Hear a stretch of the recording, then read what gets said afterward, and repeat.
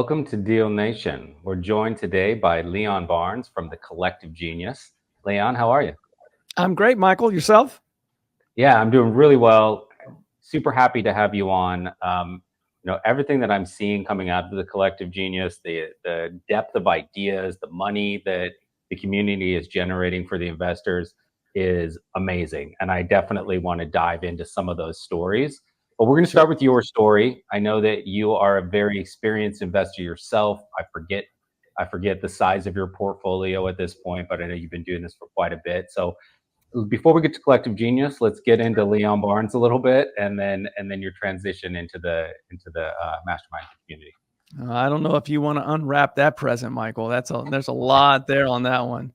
So I did start after spending 11 years in corporate America, which honestly, I was having a conversation with one of the founders of Dale today that just happens to have a real estate business, which is a really cool piece of my job, is I get to talk to some pretty cool people. But I was having that conversation today about younger generation in their 20s right now, going through the struggle to get to that next phase of their professional careers. And I can tell you, I paid my dues for 11 years in advertising, working in corporate America. But when I got to that point of being burnt out, I was looking for something different. And that different just happened to be real estate.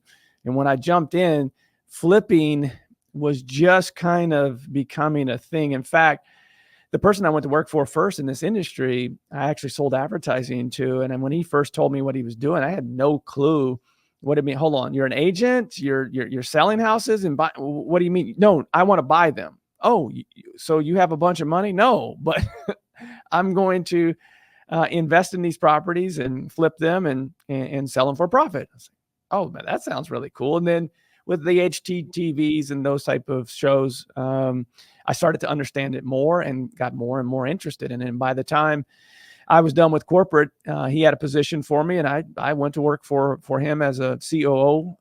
For most in this industry will recognize that term as an integrator, because I had spent time managing and building sales teams, managing a bunch of advertising spends from a bunch of different business owners. And so it was a natural progression, and it was a mom and pop versus this big corporate Goliath that I was working for, that I could make decisions that really impacted the business. And so that's what we did. Took the business from roughly doing a couple 24 flips a year to, by the time I left, it was an 80 to 100 range. And it was just a really cool experience. And so over the time, I've done acquisitions. I've done property management.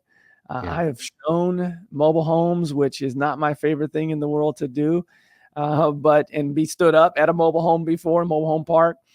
So I couldn't get into this business and not know every aspect. It was like becoming a doctor and wanting to dissect everything to understand how the entire business works, so I could hire for it, but I could also teach it. And ultimately, joining that business led me here to the Collective Genius. That's great. It's interesting that you came in with that breadth of experience from the corporate side of things and being able to build out the infrastructure of a larger organization. Because I think a lot of times in the real estate investment space, people kind of punt the 9 to 5 really early, and so they never learn those kind of structural lessons that come from a corporate 9 to 5. For all of the crap that comes with a corporate 9 to 5, and like the struggle of a 40-hour week, there are certain infrastructure things that work well, right? There are certain like building techniques that work well. The most ironic thing about this whole thing, Michael, and I'm laughing as you're saying that, because anyone that comes into our community, and we'll give you more background about it here in a sec, but anyone that comes into our community as a real estate investor that is just joining one of our communities, typically the number one word I see is scale, which can mean something different to everyone. But generally that means that they want to double, triple, quadruple their business that they're currently doing. The ironic thing is that they leave that 9 to 5 because they don't want to deal with corporate, what have you, that all the things that come with a 9 to 5. And in order to scale, they've gotten to a point where they've done well, but they've created a job for themselves. And then all the structure that they were working for at a 9 to 5 is what they now have to create in order to scale. Yes. See it every single day. We don't like it necessarily as entrepreneurs, but it's very hard to scale at the level that most want to scale without creating system, process, structures, standard operating procedures, which all the things that most of us that worked in that environment of corporate or 9 to 5 type of jobs, we all hate it, but we understand now, especially as you start to scale, it's needed. It's necessary. Yeah, but we all hated it because we were somewhere along the process. We were a very important cog in the machine, and then looking up at the founders You're of the right. company being like, "Man, they got it." Right? So it's You're like right. if you're an owner of this company, you can put those systems into place and you can outsource those tasks or automate even better those tasks so that you don't have to do it. Then that systemization is actually pretty phenomenal. Right? Yes. Yes. You want to be at the top of the pyramid. I have seen it. Businesses transition, coming in with one person the owner, the founder of the organization being in every box of the org chart with the exception of maybe a few VAs here and there, to businesses today that have 10, 15, 20 full-time employees. And that doesn't happen overnight. And that doesn't happen by yourself. And you need help in order to do that because most people, have never done that before. So seeing people take, this hustle and create a business out of it is pretty rewarding. If there's anything I've now been with Collective Genius for 6 years in this seat. And I think the most rewarding thing that I get to see on a daily basis are investors grow, and it changed lives, not just the founders' lives, but it changes communities and the lives of the employees and potential shareholders of those companies in the future. Yeah, I think one of the things that I've noticed that the community and you guys in the leadership positions at the Collective Genius are able to give people, you're able to give them their time back. There's a lot of people in that situation that we're talking about.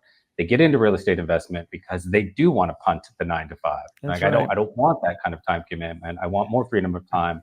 I want to be able to take a Wednesday off with my family when I want to, or travel when I want to. And then they find themselves so deep in it that they can't.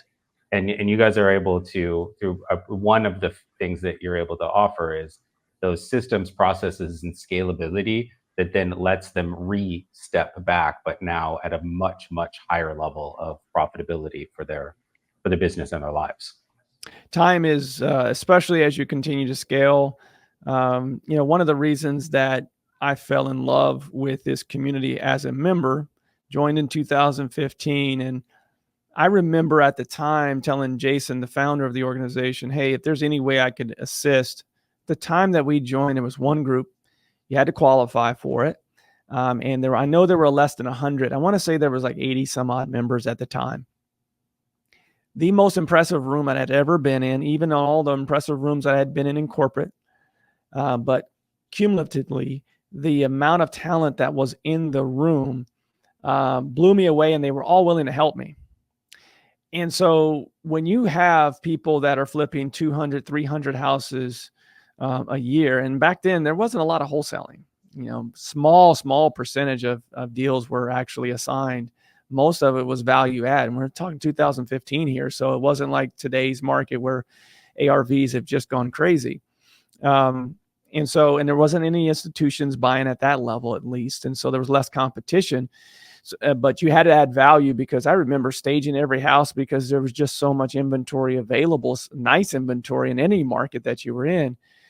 And so coming into this group and seeing all these people willing to help me, that anything you've ever done in your life that's taken longer, that you get frustrated with, and that one person shows you that one thing that cuts it in half, the time frame to do that task, whatever it is, that's immediately what we received as members. And I was like, I got to do something to give back, because I feel like I've gained so much knowledge, of being able to help scale our own business, that I think I could help others. And so the power of the community, though, Michael, as you know, the power of the community is the community.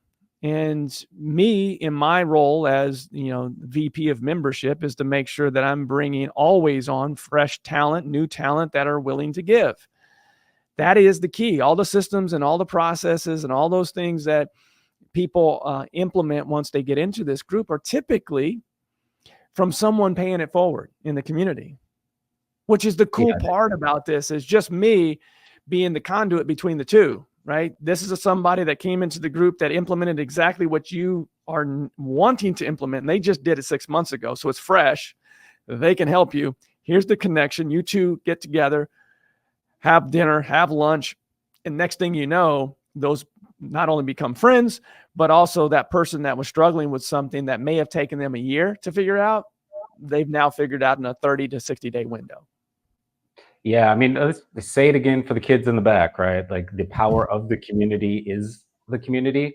And you guys were a huge inspiration for us launching Deal Nation because we see the exact same thing in launch control, where within the community, and especially with our customer success teams who are working with investors in every market and at every stage of their investment career, and we hear the success stories, and we know what the challenges are, and we see these easy connection points, and we're able to do that on the back end where Yeah. we're making those introductions or maybe doing some more of like closed loop educational opportunities.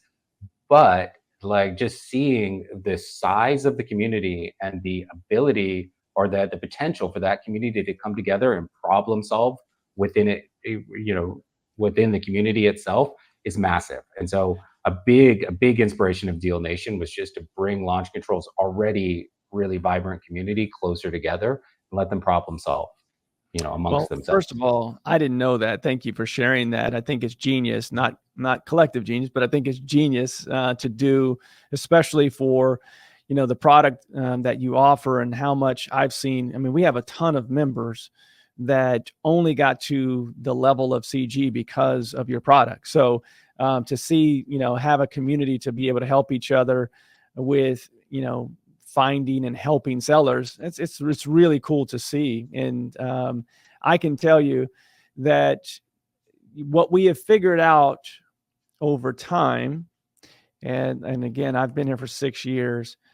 4 years ago, about 5 years ago, we really started to evaluate where investors were at any given time of their career. And it isn't always age related, but typically someone that's in their mid to late 20s typically has only been in the business for a few years.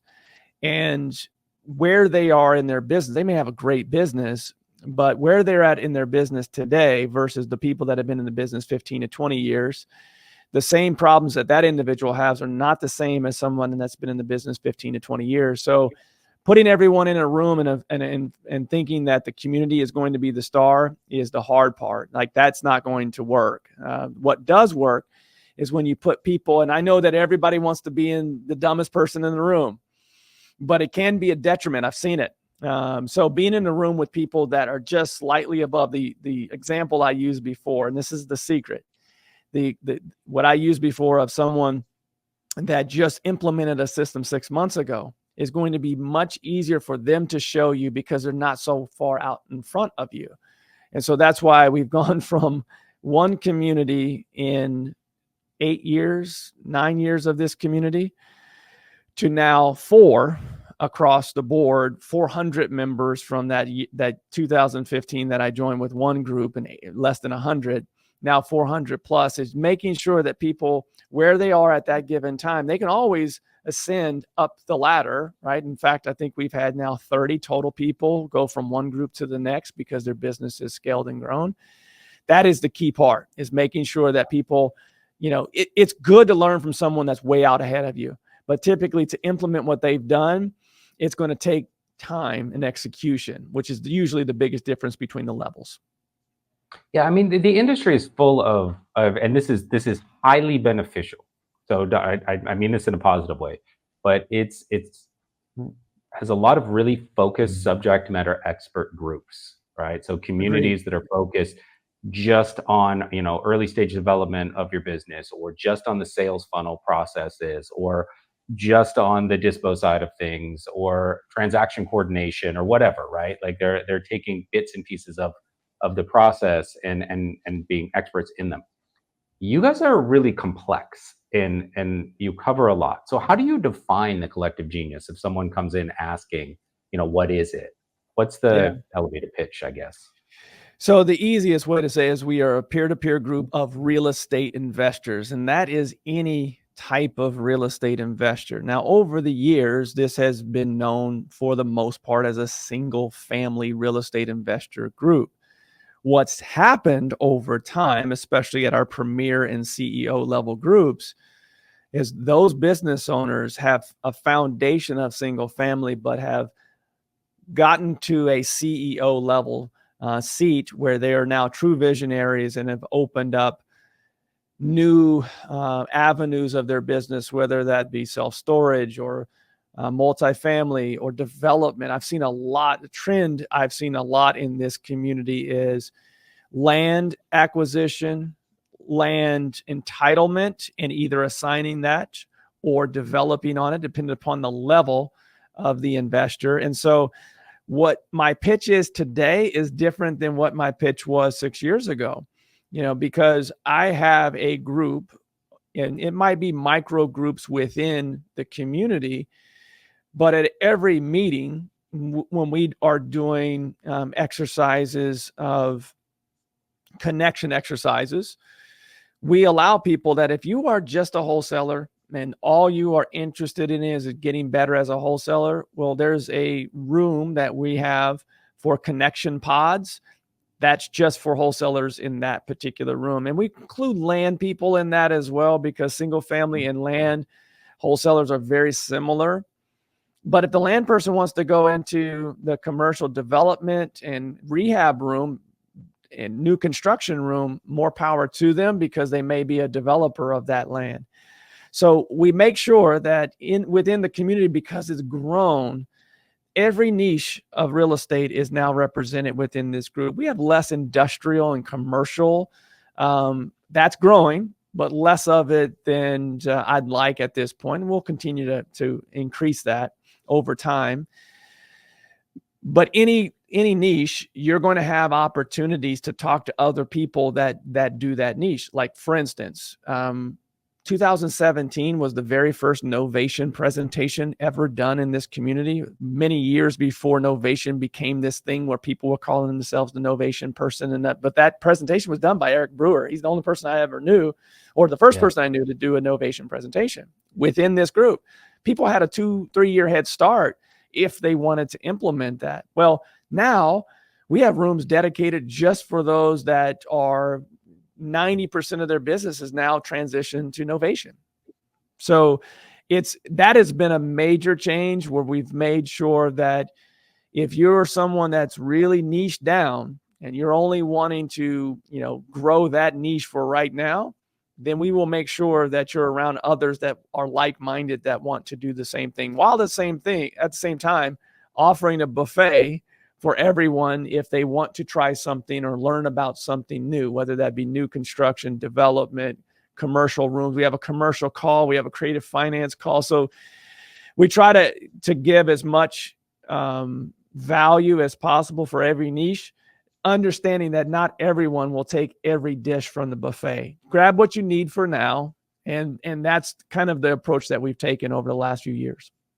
Yeah, and I've seen that firsthand, just being part of the Collective Genius community as a partner, Launch Control, and watched it go from being largely scaling wholesale operations in single family homes to, and I'm pulling this. I pulled this morning just because I noticed it. Right, so these are all topics that have been discussed in the Collective Genius in the last 5 days.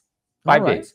Some of them are led by you guys, educational opportunities led by you. Others are just things that the Collective Genius members have brought up, right? So we've got monetizing timber for owners, handling objections with Steve Trang, dispo processes for remote investors, people investing remotely, a win of somebody who's got a slow play acquisition of a 46,000 square foot storage facility, staffing and hiring techniques and best practices, how to assemble pitch decks for raising money, and somebody that came on and proudly said that they analyzed their business and 90% of their growth over the last year came directly from ideas generated through the collective genius. That's a pretty wide spread of things that you guys are helping people cover. And I can tell you that didn't happen overnight. I think in our pre-show, I was telling you that we have grown our team to 12 full-time employees, and this is not a side hustle mastermind, man. This is where people come to truly grow and scale, not only as a business owner but as human beings. That example that you shared of the investors growing, they giving, and that's very kind of them to say that 90% of their growth came from the collective genius. I would argue that's probably not that high, but I know those two really, really well. And I can tell you that I have seen the growth of their business, because when they first applied here, they weren't qualified yet. They were a referral to me that I had to deny because they weren't qualified because of our minimum standards that we had at the time. Now we now actually, ironically enough, have a group that they would have qualified for, that we brought on board last May. But I know because they've been engaged, and I guess the power is the community, but to engage the community is ultimately the superpower of this group. And what's also ironic is that when I joined this group, if I wanted to learn about wholesaling, it wasn't available, because almost probably 90%, if not more, of the room were flippers, including us, or landlords, I should say. And so, and maybe some, turnkey models, but it's still a flipping business when you really boil it down. And so the evolution of the real estate investor, the advent of podcasting, like what we're doing here, the free information that's available on YouTube, the communities like you mentioned before, none of that existed. There were some podcasts, obviously, that were available back then, but really there was only a few books that you could find on real estate investing and scaling a flipping operation or a real estate agency. There were a lot for retail business, not as much from the investment side.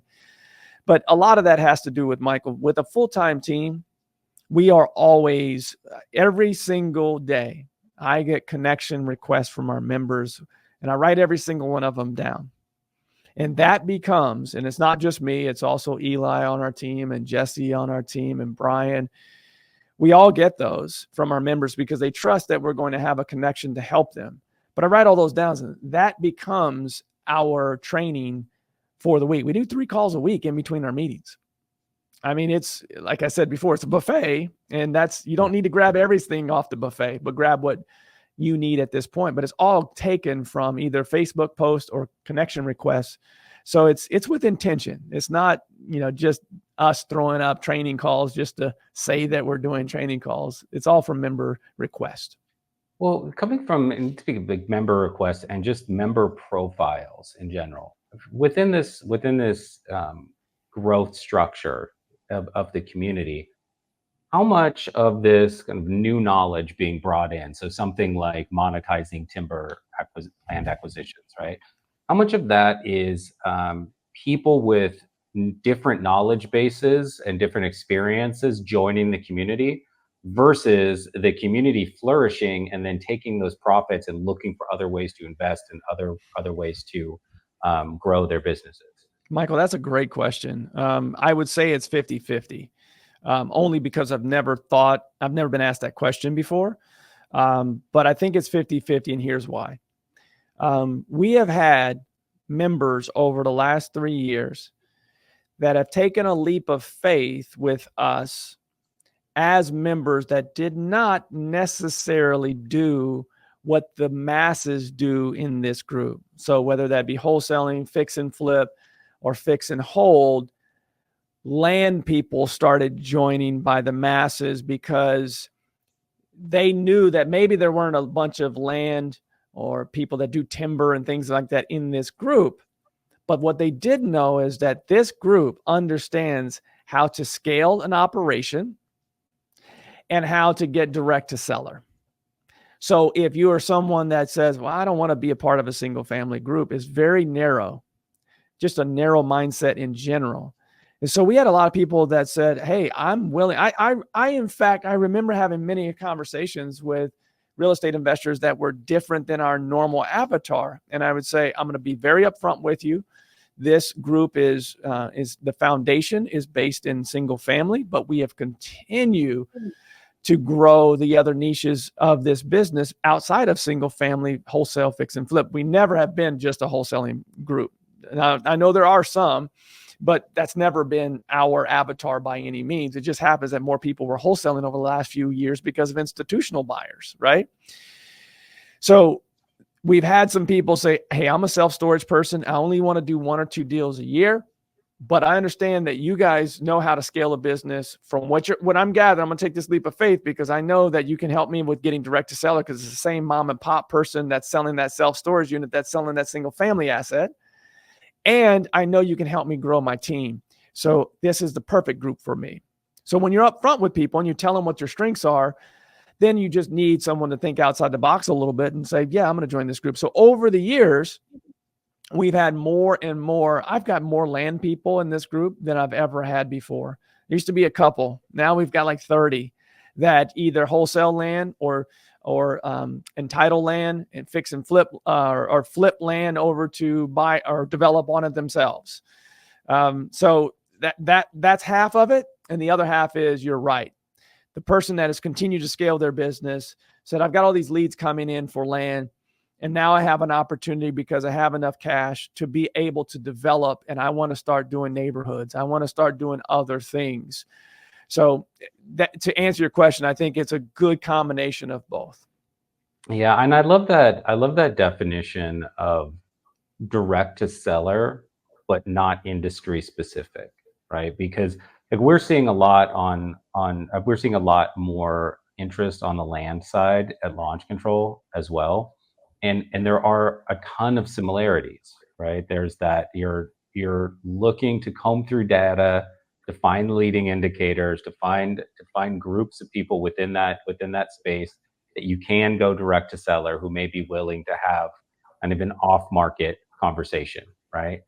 And there are multiple industries where you can kind of stamp out that process, and you can have similar conversations with the owners, nuanced of course, but similar conversations with the owners, and the ability to kind of take that model and expand it out into other industries, I think is going to be, and we'll talk about the future of the industry on this episode, but I think that's going to be a big part of the future of this industry, is that a lot of people came into this and or got into wholesaling because of the low barrier to entry, right? That's like right.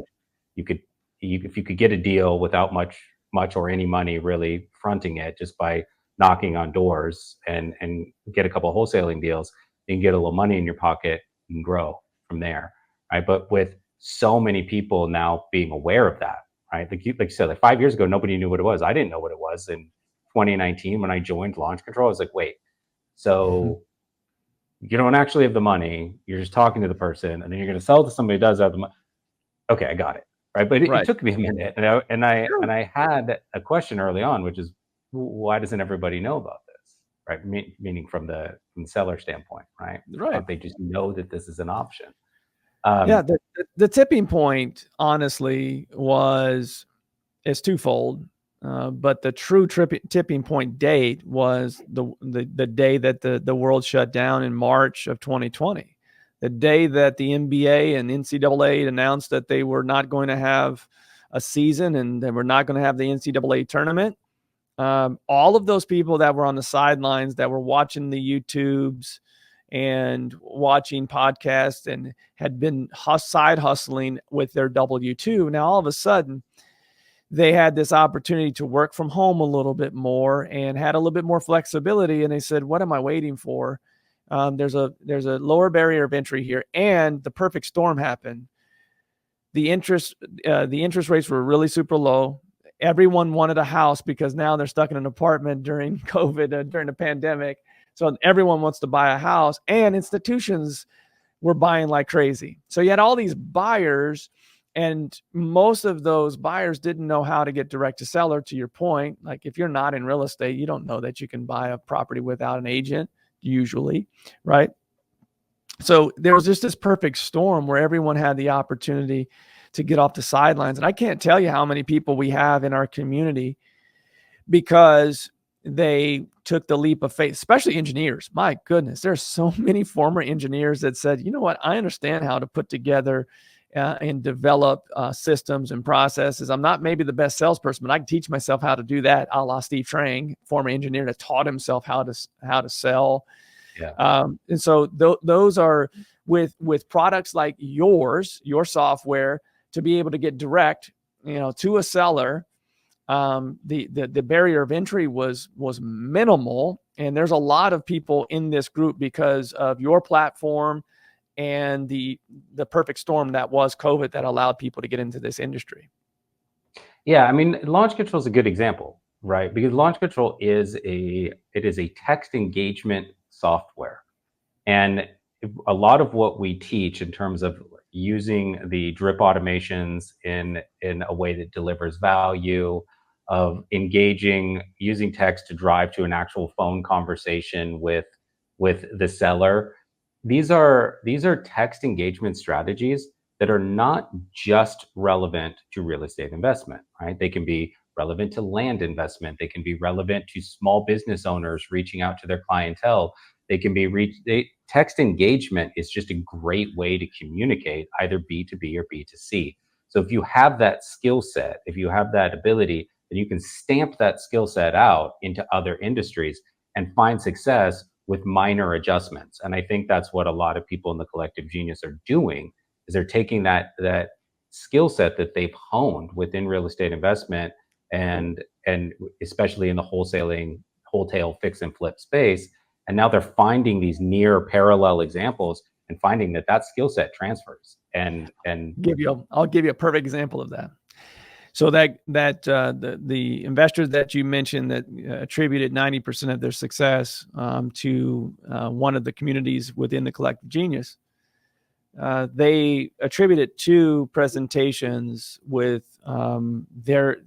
they'll finish roughly $2 million of gross profit this year. Okay.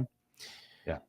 They attribute one of the million that they'll do to a foreclosure presentation that was done, that they watched in person, and then they rewatched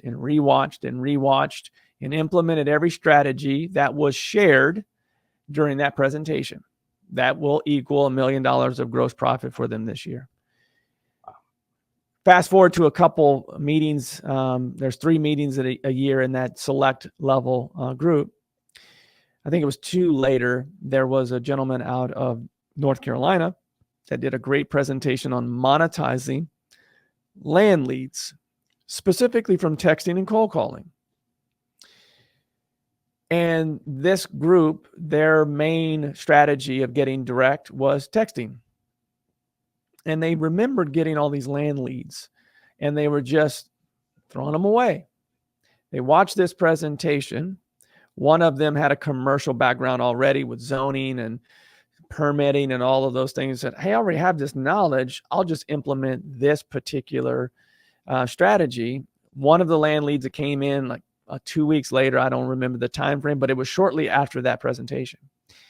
They got that tract of land under contract, and it's set to close. It hasn't closed yet, but it's set to close to give them their second million of that $2 million gross profit.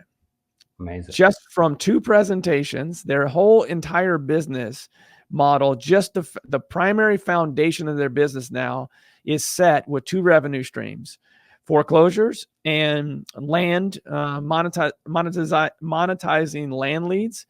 And the same process they use on foreclosure, they could use on bankruptcy, they could use on any other direct to seller concept.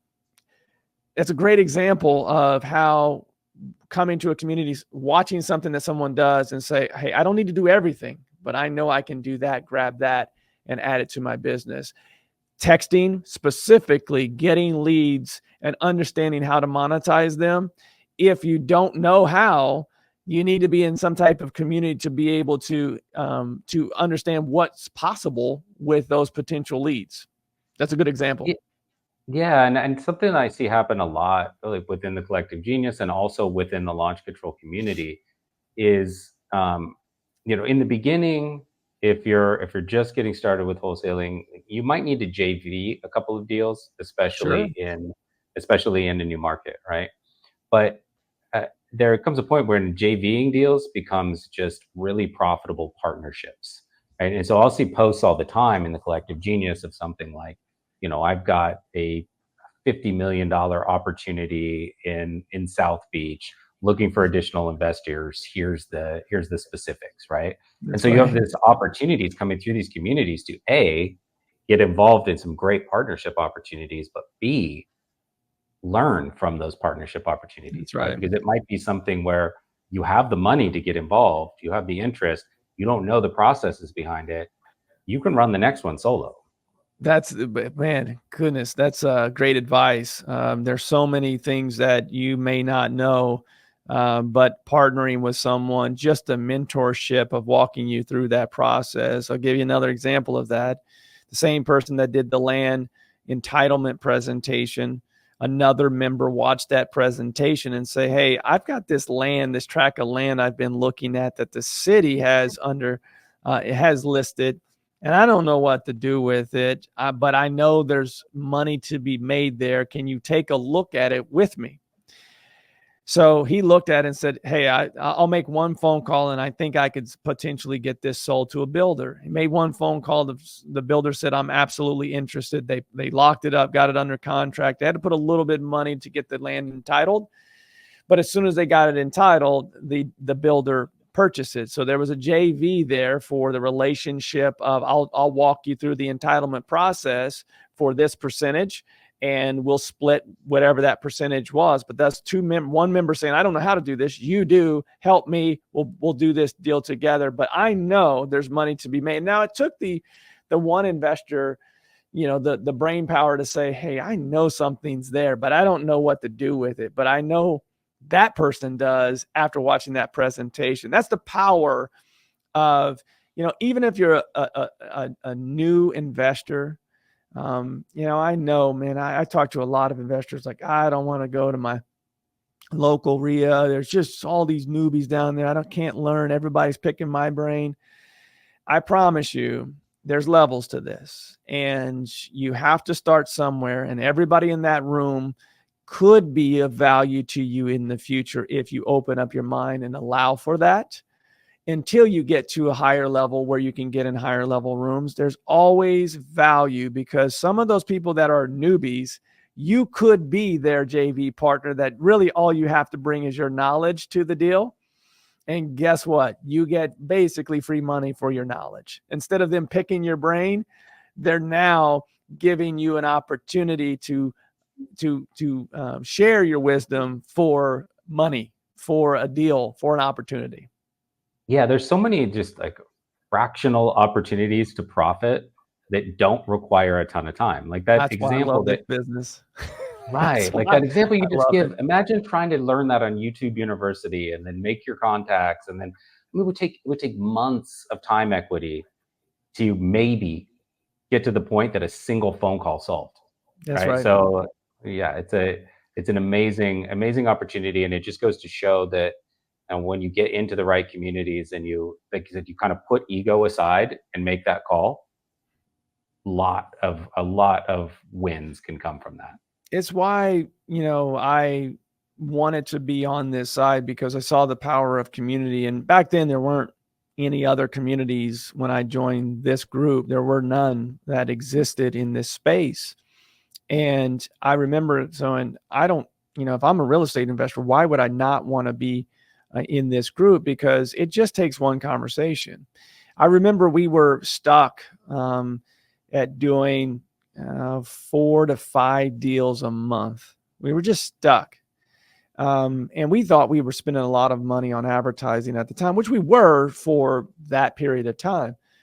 But I remember just one conversation with someone that was in a similar size market that was doing a couple hundred deals. They're doing 20 deals a month, and we're stuck. at 5 or, 4, 5, 6 in that range. What are they doing? They're in a similar size market. And I found out that, they had 3 direct to seller opportunities to, that were coming in at any given time that were all profitable for them. And we had 2, and we weren't consistent with the third. Just having that conversation, I think we went from 50 to just short of 80 the next year. Just that one conversation, added an additional 20, 30 deals, roughly, in 1 year, and so whatever time, money, energy that you have to give for these communities, I promise you, it's worth it tenfold. Especially the key part here is engagement, not being afraid to ask those questions and jump into those conversations and stay late during the networking and come early and make relationships. It's I know it's cliche, but it's for every industry. Relationships can make the biggest difference in your personal and professional life. Yeah, I couldn't agree more. It's an expression that I use kind of in my personal life is chasing curiosity.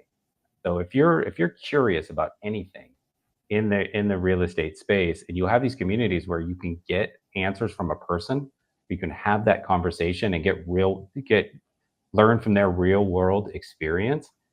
Don't hesitate. Don't be shy about that. Definitely step up and have those conversations.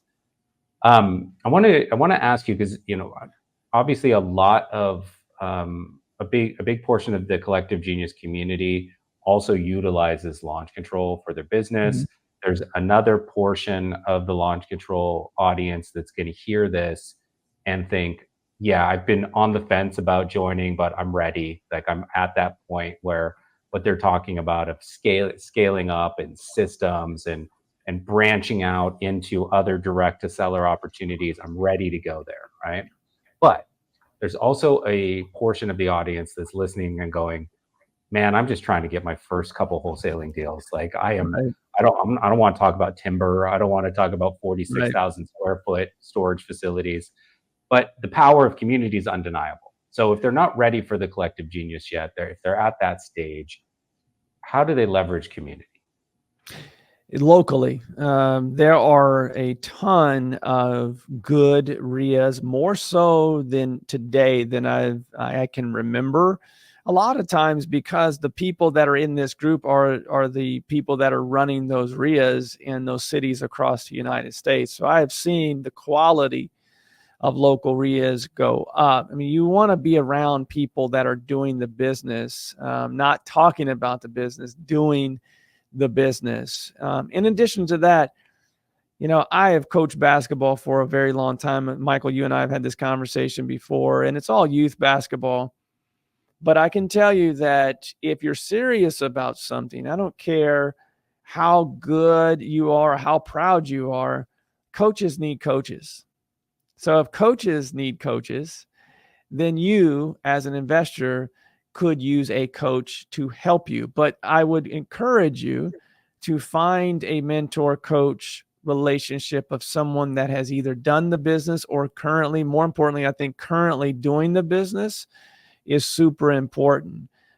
So if you're, even if you don't have right now, you don't feel like you have the money for that, well, but you're a part of Deal Nation. I mean, this is a great opportunity with people that are within Deal Nation to reach out to them. I can tell you the people that I'm impressed with the most are the people that say, hey, Leon, I'm not ready yet, but I saw you on a podcast, and do you have anybody in Seattle that you would connect me with that might, mentor me, what have you? The doers ultimately are the ones that end up in these communities. And, we've realized that community is super, super important. And our goal, our mission is to help as many real estate investors live the lifestyle that they want to live, whether that's, retiring with a couple hundred doors free and clear and being done, or continuing to scale. Most people that are in this group, they're not done ever. They'll continue to work in their 70s and 80s. They may not work as much, but they're continual entrepreneurs and growing businesses. But we've realized the importance of community, and it's just really rewarding to be able to help people. So now we have our Entry-level group is called Elevate. So if you're doing consistently a deal a month, and you're a full-time investor or just about to go full-time. We've had a few doctors and engineers that were, I'm in 3 months, I've already given my date, I'm done. Then we've made some exceptions in that case. So if you're below that, you more than likely need a mentor / coach. And those are really easy to find. Coaches, good coaches aren't, but coaches in general are easy to find.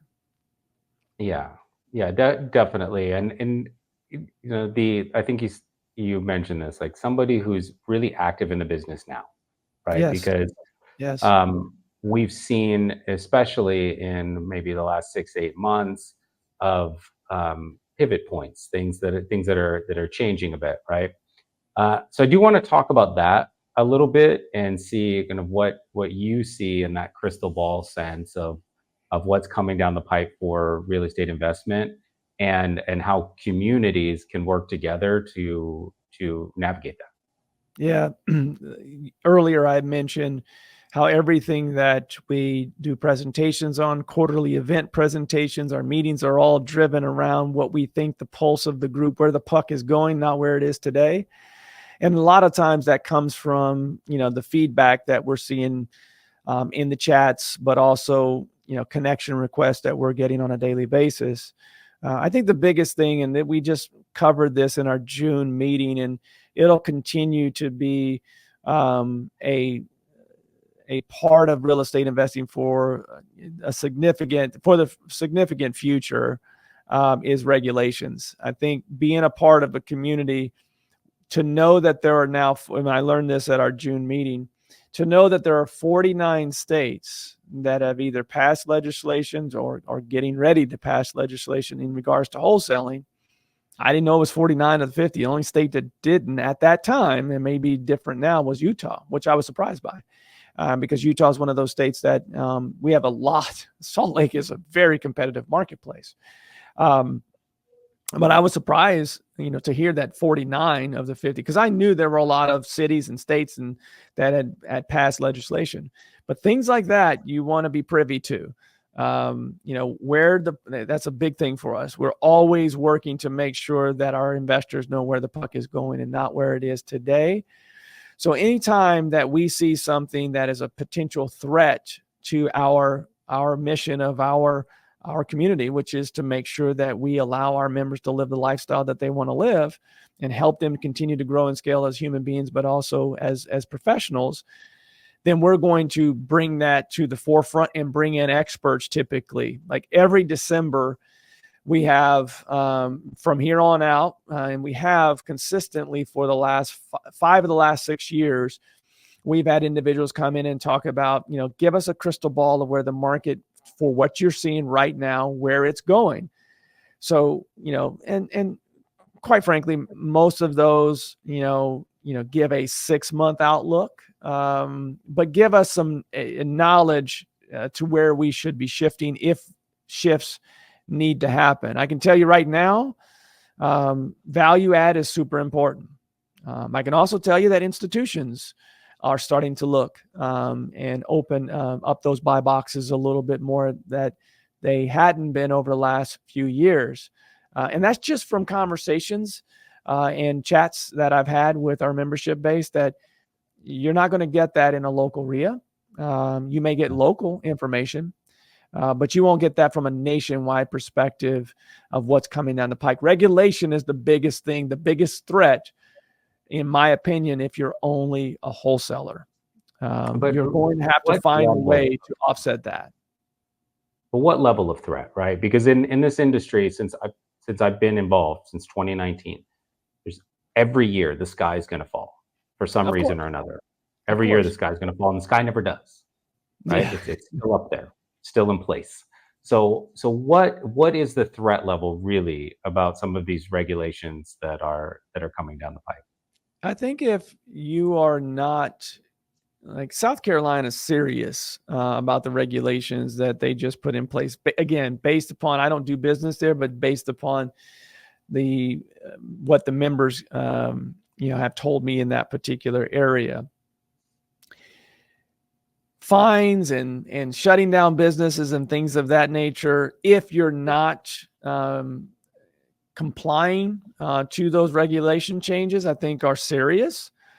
There's always, and I've said this, Michael, from day one, maybe because I've never really been a wholesaler, I take down, in probably to my detriment, I take down every single deal that I've ever done.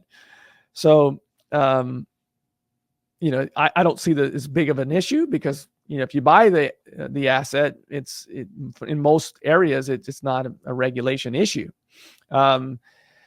You're going to have to make adjustments for those that stand still and say, I've always done it this way. It's going to be a threat to your business and potentially shut down business. I've seen businesses, Michael, as you've probably seen as well, since April of 22 to today, the people that were selling and only had one way of disposing of an asset to an institution, a lot of those businesses have died on the vine because they didn't evolve. They didn't, as you said earlier, take the opportunity that they had with all the money that they made in those years to find the next thing or find another way to dispose of an asset. I see regulation the same way. If you're going to be a dinosaur, it will be a threat to your business. If you're ever evolving, it won't be. It will be, I'll either get licensed, I'll get someone on my team licensed, I'll get everybody on my team licensed, or I'll just find a way to go get more private money and make that a priority to take down every single deal or novate, what have you, right? Instead of one way of disposing, I'll figure it out and not just be a dinosaur in the business.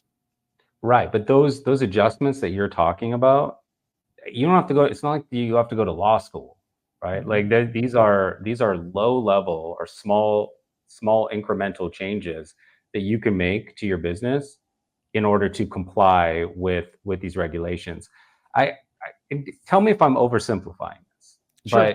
but from my perspective, a lot of the regulatory changes that are feel like they're aimed at wholesaling or maybe even are aimed at wholesaling, it really comes down to basically the regulate people making these regulations saying, come out of the hiding, right? Like do this in the open, be transparent about it, because the distressed market isn't going to go anywhere, right? Like we've said that on multiple episodes of Deal Nation. Like the distressed market, it exists and will continue to exist, and those homeowners or landowners or small business owners will need alternative solutions to a traditional kind of transaction, right? So there will continue to be a thriving business models in that space, right? It's not like the distressed market is being removed from the equation. It's just a That's right. question of how to adjust thriving businesses within that space, which to me feels like less of a sky is falling issue and more of a let's huddle, figure this out, and adjust. You and I are on the same page. I have been accused of oversimplifying this myself, but I think the worry, having been a licensed agent in the past, I think, and my wife is licensed in Florida and in Kansas. I think the regulation that comes with being licensed and the eyeballs that you get with you, and because that's the simplest. If you truly want the simplest form, it's just go get licensed and disclose. And so for a lot of us that are doing this business at a high level with a high level of integrity, we'll be fine. In fact, it'll weed out some of those that have low levels of integrity and are taking advantage, and other bad actors, to which, there's always bad actors in any industry. This isn't just wholesaling. This isn't just real estate. It happens with attorneys. It happens with every industry. Right. Mm-hmm. So it's going to weed out some of those. But I think the oversimplification for some wholesalers are like, I don't want to get licensed because the eyeballs, and to their credit, they're right in a lot of places, because it just takes one rogue agent that doesn't like you as a wholesaler taking business away from them to report you.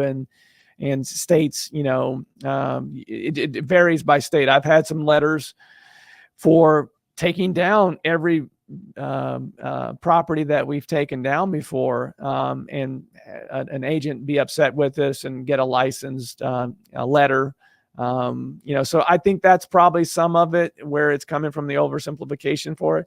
I just say this: if that is something that you want to get away from, you don't want this, the eyeballs on you from being licensed, then get really good at raising private capital, or get really good at novations. And even novations, you've got to work with a licensed agent in order to make that transaction happen. So you're not going to get away from the licensing at some level with novations.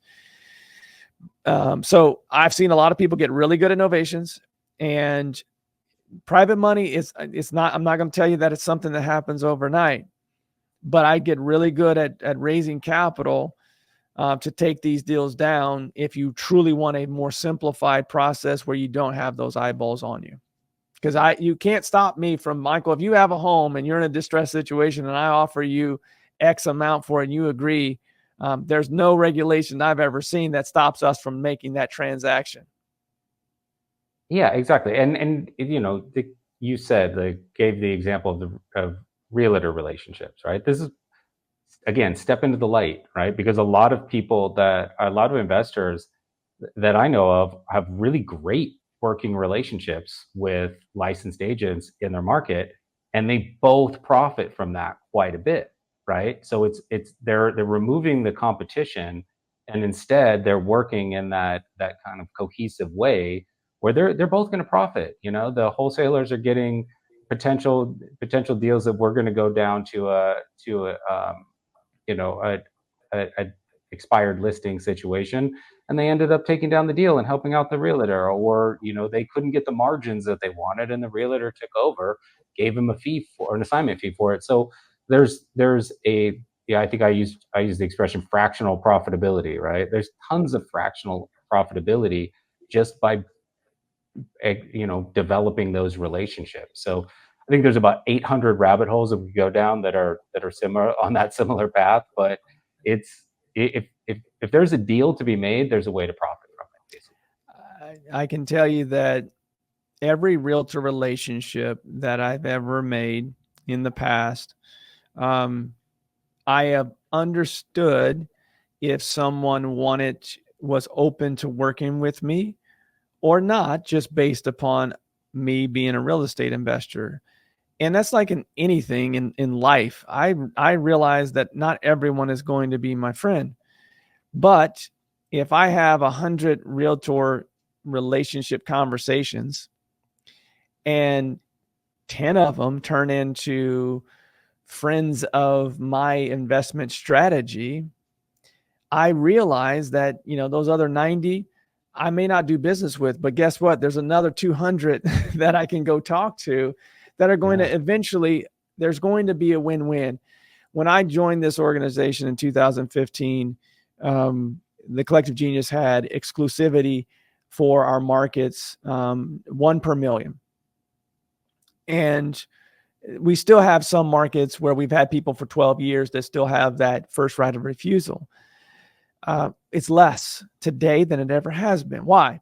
Because what we've learned in real estate investing, and most businesses learn over the test of time, is that hoarding, secrets and all these things that you think are in your marketplace ultimately lead for you limiting yourself and limiting your business.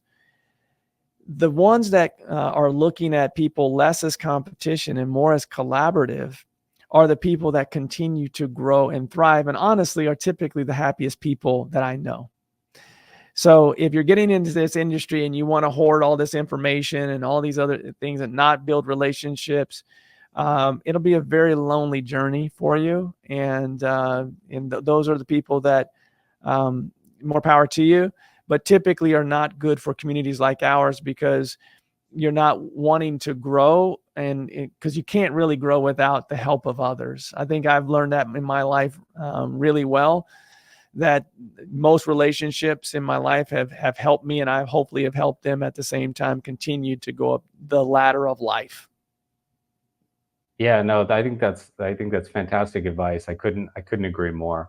So, and to kind of wrap things up with that collaborative spirit in mind, For those that are interested in joining the Collective Genius at the different levels that you guys provide, what's the best way to get in touch? What's the best way to get started with the community? The best way to get started is to go to our website.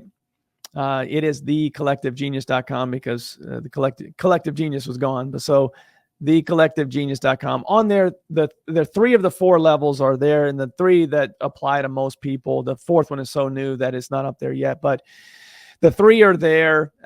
If you are in one of those buckets and you want to learn more, just click on that on the home page, and it'll tell you exactly what that community is about. You can find more information there. And if it's something that you're really interested in, you can hit the application. We are an application only. We do a consult with every single member. And if it's not the right fit for somebody, we tell them that, and vice versa. I want you to tell me too if it's not the right fit for you, because we just don't want people in the community that doesn't make sense for them or for us. It is truly a go-giver community.